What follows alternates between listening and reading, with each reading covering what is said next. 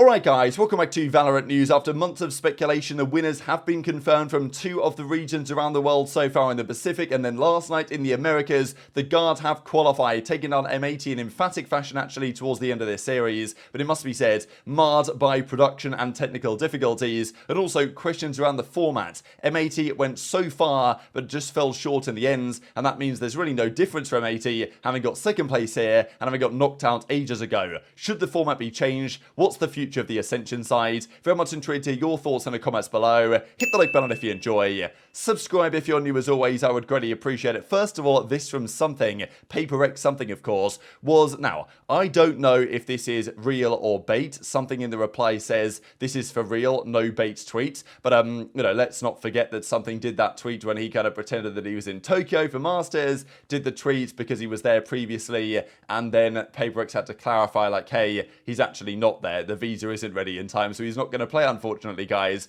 And they got the visa for Japan shortly after the tournament ended, so he couldn't attend. Now, many are hoping that, well, pretty much everyone's hoping that something can go to, you know, to LA for the World Championship, because if there's any team that can take down Fnatic, it might be PaperX with something, definitely possible. With Cigarettes, he did a great job, but I don't think that he's quite the player that something is, and they should be even better when something's back in the roster. So he seems to imply here heavily that he's got his visa and he's going to be able to go to LA and go to Champions, which is a big deal if this happens. Hopefully it does, and you'd imagine there's enough time for them to get this sorted, even if it hasn't been done yet. We haven't got any confirmation from PaperX as of recording that this is true, but yeah, seems like something's going to go, or at least he's very confident that it's moving in the right direction. Let's talk the Chinese qualifier, because yesterday we saw that Edward Gaming confirmed their spot emphatically through to the World Championship. They took down Tyloo 3-0. This was not even close. I mean, split was 13-6, then 13-2, 13-2. I mean,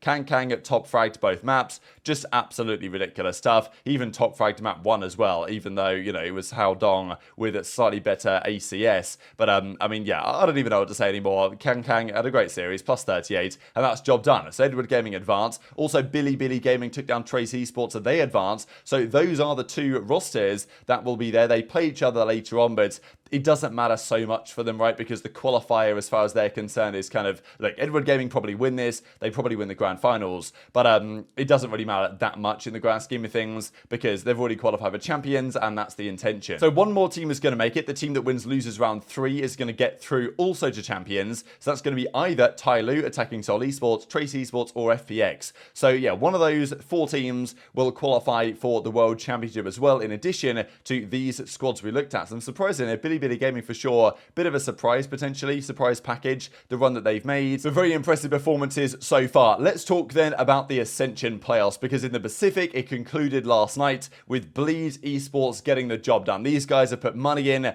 They've got the best roster. They've won the final matchup here against Scars. And this honestly summed it up. This guy Scary is so good. It's this is a 1 versus 4. 12-9 in their lead at this point here on Haven. He comes through, he gets the first couple of kills, and then just makes a fantastic play. So 1-2, great shots there. Jemkin probably should have got that kill, but it is what it is. And then he gets the spike, teleports out over towards the other side with 4.35 seconds on the clock or something. Just gets the spike down with no time remaining pretty much. Tries to teleport up top, doesn't work, but eventually gets in a position to clutch out the round anyway. And honestly, as soon as you lose this when you're Scars, you just know that it's GG, you know what I mean? Like, you get 1v4 clutched on with an ace as well to, you know, lose the first map of the series. At that point, it's probably all over. So, yeah, Bleed, they win the tournament. 3-0'd Scars in the end. Wasn't even close. Haven was 13-9, then 13-2, 13-8. So, unlucky for Scars. They fall just short. Jimkin tried to put the team on his back here, map 3, but it didn't work for them. And, yeah, Scary, what a player this guy is. So they advance, and Bleed officially the first team in the world to qualify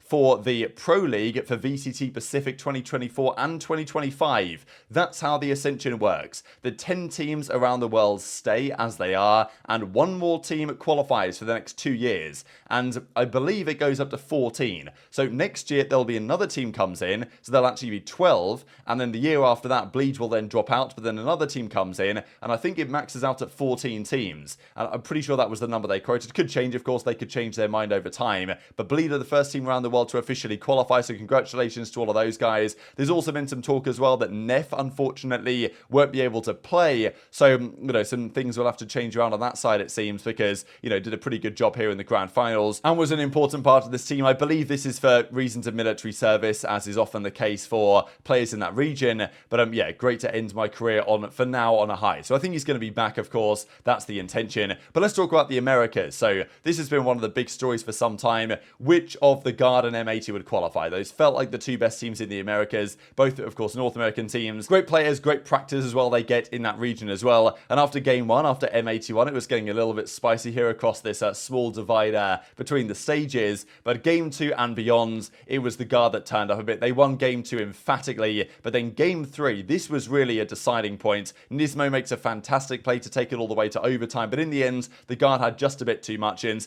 I expected this, right? M80, great team, they did well the entire season, but when push comes to shove, I think that the Guard have always been marginally better in terms of their potential, and especially in a LAN environment, I think that the Guard were always going to be marginally favoured here. They won the overtime, they take it to Pearl, and they get the job done in the end.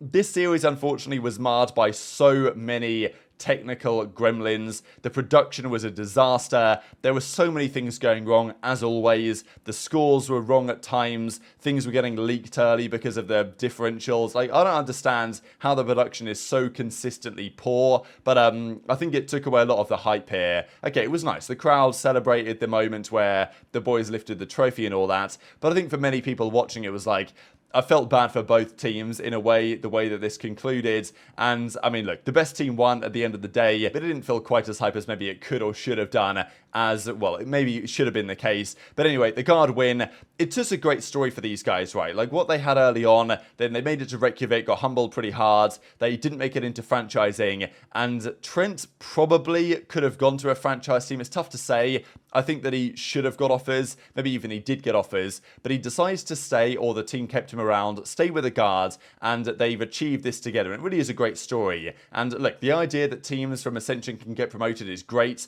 but I think there are questions around the way this format works, because frankly, there's not much difference between M80 and an org like G2 that didn't even qualify for the playoffs. Of course, going into this year, Sire player stepped away, went to T1, Tex comes in, and yeah, what a phenomenal job. 3-1, qualify for franchising for these guys. I wonder what their team's going to look like next year, because all of these players, M80, the Guard, can get poached away, theoretically. I don't exactly know if like the Guard as an organization guarantees themselves the spot, or whether it's the players, because like let's say these guys qualify but the Guard own the spot, and okay, the Guard wouldn't want to do this, but they could theoretically wipe their entire roster and bring in more guys. It might be 3 of 5, right? They might have to like keep 3 out of the 5 players or something in order for this to be viable. Not exactly sure what the rules are on that. But on the other side, you've got to feel bad for M80, right? Because they came so close yet so far, right? I mean, one team qualifies and it all comes down to a single best of 5 series to make it through. And look, at the end of the day, there's not many other ways to do it. You've got to play a match at some point. Someone's got to win, someone's got to lose. A LAN match for all the marbles. Most painful loss I've ever felt, he says, going to sting for a minute. Like, thanks for the support, he'll be back, he says. And honestly, the best option for the likes of Xander and for the likes of EU and others is to try and get signed by a franchise team now anyway, right? Nismo, good example there, probably could get poached away. So wonder what's going to happen here for M80, because look, the Guard are now gone from challenges. If M80 run it back next year, they'll probably win next year, right? Again, right, if they do run it back with the same roster, and then they can make it up, right? One more year and they could be getting there. But a good chance some of those guys get looked at by somebody else. So yeah, sad for the M80 guys. I think the Guard deserved it. As FNS says, got a feel for M80, but Guard deserved it. Easily the best team in Ascension, potentially one of the best in NA next year, right? I do wonder how they would compete, because, and this is what people are saying, should there be a promotion relegation situation going on here in the leagues around the world? The likes of Crew and let's say MIBR, teams that weren't particularly good, should they be at risk of relegation? It happens in challenges. There's promotion relegation there between the teams that get to play in challenges and the open qualifiers. And look, that's not how a franchise league or a partnership league generally works. You don't demote your teams that you've partnered for good reason. But if one team was to get demoted, that would allow you to have another team to qualify through. Because, you know, I think the Guard and probably M80 might even be better than a couple of those teams I just mentioned, but that's not how the format works. And as Bren says, crazy how Ascension boils down to one match to decide the trajectory of your entire career. Ridiculous is the word that I would use, and Hayden here in the replies already cooking up my title for this one. But yeah, like, interesting comment from FNS to call this ridiculous. It's tough to say, like, what is the better solution here? I think it's good in general that the Challengers teams can qualify for the Pro League, and the teams that have been partnered for good reason because of their organizational relationships want to be able to stay around. But you know, is there really a better way? Should they do like 3 best of 5s and do it like over, you know, like, I think the best team won here, and the format is that one team qualifies. So it's just very difficult, and it's winner takes all, and that's how it is in sports, you know, like you play a grand finals of anything, it's winner takes all, one match, within a few hours you know the answer. So I think that the way that they've done this is fine, but I think it does boil down to being unfortunate at M80 that really their season now is like, well, they start from scratch again, right? It doesn't matter that they made it this far. There's no real benefit for them. Next season, they go back into Challengers and have to do it all over again. Thankfully for them, there's no guard to worry about next season in Challengers, right? So they might have a free reign to make it through. I'm pretty sure, like, Disguised Toast made a joke about this at some point, and he said something like, well, you know, this year we'll try and win, but if we don't win, okay, the guard will qualify, and then the year after that, the M80 will qualify, and then, like, year after year, we have less competition, so eventually we can qualify. But it was 13-11 to M80 here on Ascent. Good attempt to come back from the guards, but didn't happen in the end. Dominant Haven 13-3. The overtime went the guards' way, and then Pearl was 39. So competitive series, the guard just about the better team, and they make it through to the VCT Americas League,